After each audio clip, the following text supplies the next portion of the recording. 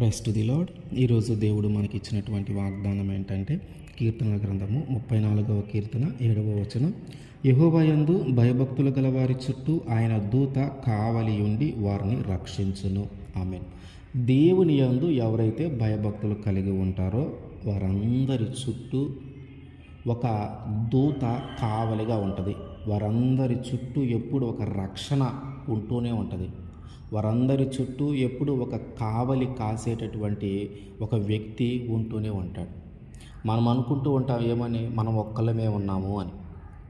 కొన్నిసార్లు ప్రయాణించవలసి వచ్చినప్పుడు కానీ, ఎక్కడికైనా వెళ్ళాల్సి వచ్చినప్పుడు కానీ ఒక్కరమే ఉంటే వెళ్ళటానికి ఆలోచిస్తూ ఉంటాం. కానీ దేవుని యందు ఎవరైతే నమ్మకం కలిగి ఉన్నారో, ఆయన యందు ఎవరైతే విశ్వాసం కలిగి ఉన్నారో వారందరూ గుర్తించాల్సిన విషయం ఏంటంటే, నీవు ఒక్కడిగా లేవు. ఎందుకంటే నీ చుట్టూ ఆయన దూత ఒకరు ఉంటూనే ఉంటారు. నువ్వు అనుకుంటూ ఉన్నావు, నేను ఒంటరిగా ఉన్నాను, ఎలా వెళ్ళాలి అని, నేను ఒంటరిగా ఉన్నాను, ఎలా ముందుకు సాగాలి అని. కానీ ఎవరైతే యేసుక్రీస్తు వారిని నమ్ముకొని ఉన్నవారు ఉన్నారో వారు ఎప్పుడు కూడా ఒంటరి కాదు. వాళ్ళు ఎలాంటి పరిస్థితుల్లో ఉన్నా వాళ్ళు ఎప్పుడు ఒంటరి కాదు. వాళ్ళ చుట్టూ ఎప్పుడు కూడా ఒక దూతను ఆయన కాపలిగా ఉంచుతాడు. వాళ్ళ చుట్టూ ఎప్పుడు కూడా ఒక దూతను ఆయన రక్షణగా ఉంచుతాడు. ఆ దూత ఎల్లప్పుడూ మనల్ని చూస్తూనే ఉంటుంది. మనకి కాపుదల ఇస్తూనే ఉంటుంది. ముందు ఎట్లాంటి మార్గం ఉంది, ముందు ఎట్లాంటి పరిస్థితులు ఉన్నాయి, ముందు ఎట్లాంటి స్థితిగతులు మనం ఎదుర్కోబోతూ ఉన్నాం, ఆ మార్గం ఎట్లా ఉంది, అసలు ఆ మార్గంలో మనం ప్రయాణిస్తే గమ్యాన్ని చేరతామా లేదా, ఇవన్నీ మనకి తెలియకపోవచ్చు. కానీ మన చుట్టూ కావలి ఉండే ఒక దూత, ఆ దూతకి తెలుసు. కనుక మనం ఏ మార్గంలో వెళ్ళాలి, ఎటు ప్రయాణించాలి, ఏ పరిస్థితిని ఎలా తట్టుకోవాలి, అన్నిటికీ మనల్ని సిద్ధం చేస్తూ ఉంటాయి. మనము భావించాల్సిన విషయం ఏంటంటే, మన యొక్క ప్రయాణాలన్నిటిలో ఆ దూతే మనకు కావలిగా ఉండి మనల్ని క్షేమంగా ఇంటికి తీసుకొని వస్తూ ఉంది. మన యొక్క శారీరక సంబంధమైన ప్రయాణంలోనూ, మన యొక్క ఆత్మీయ ప్రయాణంలోనూ, రెండిటిలోనూ మనం పడిపోకుండా క్షేమంగా మనల్ని నడిపిస్తూ ఉంది ఆ దూత. ఎందుకంటే అది ఎప్పుడు కూడా మనతో పాటు ఉండటానికి, మన చుట్టూ కావలి గాయటానికి, మనల్ని ఎప్పుడు రక్షించటానికి యేసుక్రీస్తు వారే ఒక దూతను మన కొరకు ఏర్పాటు చేసి ఉంచారు. శరీర సంబంధమైన ప్రయాణం అంటే మనం ఒక ప్రాంతము నుంచి ఇంకొక ప్రాంతానికి వెళ్ళటం, అంటే నడిచి వెళ్ళటం, లేదా ఏదైనా ఒక వాహనాన్ని ఉపయోగించుకొని వెళ్ళటం. ఇలా వెళ్తూ ఉన్నప్పుడు ఆ దూత మనకి కావలిగా ఉంటుంది కనుక, ఆ దూత మనకు రక్షణ కొరకు ఏర్పాటు చేసింది కనుక మనము పడిపోకుండా జాగ్రత్తగా మన గమ్యాన్ని చేరేలాగా ఆ దూత మనకి సహాయం చేస్తుంది. ఆత్మీయ సంబంధమైన ప్రయాణం అంటే దేవునిలో ఎదగటం, దేవునిలో బలపడటం.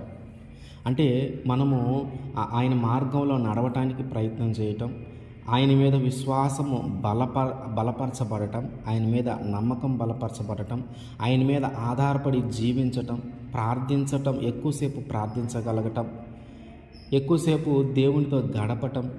ఇట్లా దేవునిలో ఎదిగే క్రమం, ప్రార్థించే ఒక క్రమము, దేవునితో మాట్లాడే ఒక క్రమము, ఎక్కువ సమయము దానికి కేటాయించేలాగున, దేవునిలో ఎదిగేలాగున మనం ఎప్పుడైతే జీవిస్తూ ఉంటామో దానిని ఆత్మీయ ప్రయాణంగా మనం మాట్లాడుతూ ఉంటాం.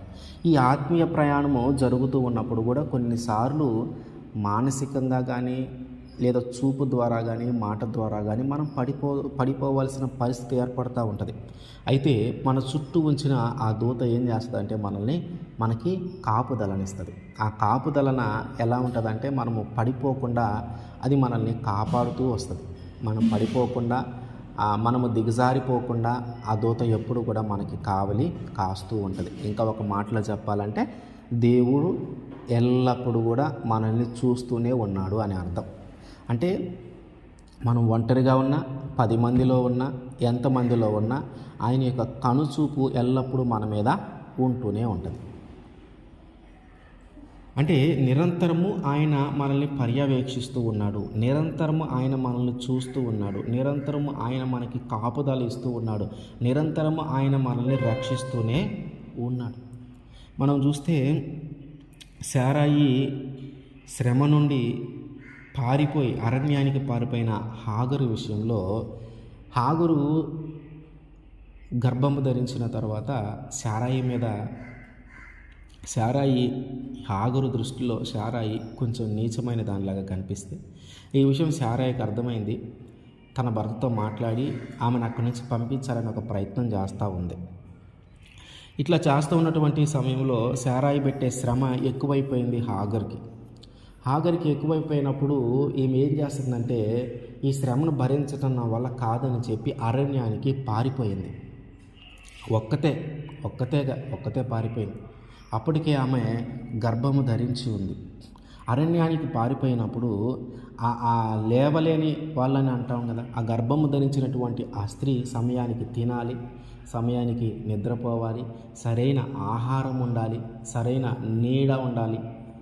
కానీ ఇవేమీ పట్టించుకోకుండా ఆమె బాధ నుంచి బయటపడటానికి అరణ్యానికి వెళ్ళిపోయింది. ఏదైతే అది జరిగిందిలే అనుకుంది. కానీ అరణ్యానికి వెళ్ళిపోయినటువంటి ఆ స్త్రీని దేవుడు చూసి మాట్లాడుతూ ఉన్నాడు.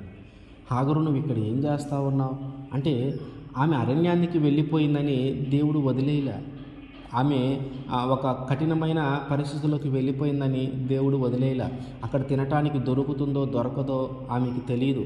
ఏదైనా ఒక క్రూర మృగాలు ఏవైనా వెంటాడతాయేమో తెలియదు. మృత్యు ఏవైనా దగ్గరకు పడుతుందా తెలియదు. ఎటువైపు నుంచి ఎలాంటి ఆపద వస్తుందో తెలియదు. అన్నిటికీ సిద్ధపడి వెళ్ళిపోయింది. ఎందుకంటే ఈ శ్రమలు భరించడం నా వల్ల కాదు అని. కానీ దేవుడు మాత్రము ఆమెని చూస్తూనే ఉన్నాడు.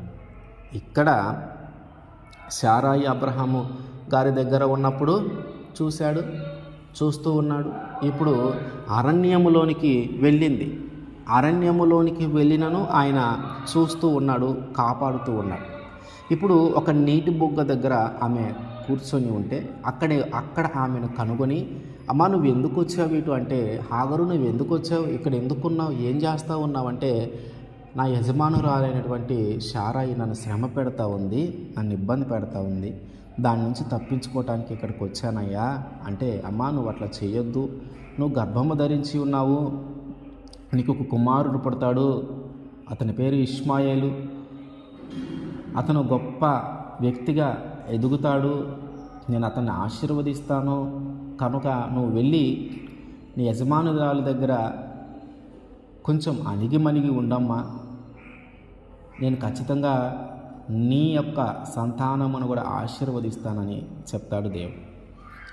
అంటే తనకి ఏదైనా పర్లేదు, కానీ శారాయి దగ్గర మాత్రం నేను శ్రమలు పడలేను, బయటికి వెళ్ళిపోదాం, ఏం జరిగితే అది జరిగింది, తినటానికి ఉండింది లేకపోతే లేదు, తాగటానికి ఉన్నాయి లేకపోతే లేదు, ఎటు నుంచి ఏ ప్రమాదం వచ్చినా వస్తే రాని, ఏదైనా జరగని, ఇక్కడ మాత్రం ఉండనని చెప్పి ప్రాణాలకు సైతం తెగించి వెళ్ళిపోయినటువంటి ఆ స్త్రీకి దేవుడు చూసి ఆమెను గుర్తించి ఆమెతో మాట్లాడి తిరిగి ఇంటికి చేర్చేలాగున చేశాడు.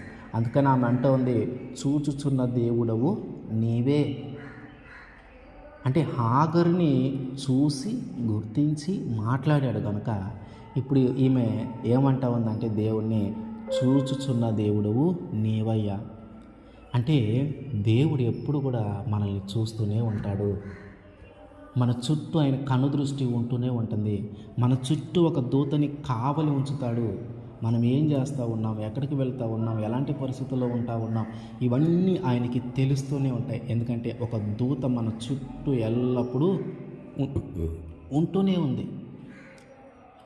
ఆ దూత ఉంటూనే ఉంది. సమాచారం దేవునికి తెలుస్తూనే ఉంది. ఆయన చూపు ఎల్లప్పుడూ మన మీద ఉంటూనే ఉంది. మనం అనుకుంటూ ఉన్నాం మనం ఒంటరిగా ఉన్నాం, మనకి ఎవరు లేరు, తోడెవరు లేరు అని. కానీ ఆయన ఎల్లప్పుడూ మనకి తోడుగా ఉండి మనల్ని ముందుకి నడిపించటానికి మన కోసం ఒక దూతను ఏర్పాటు చేసి ఉంచాడు. ఆమేన్.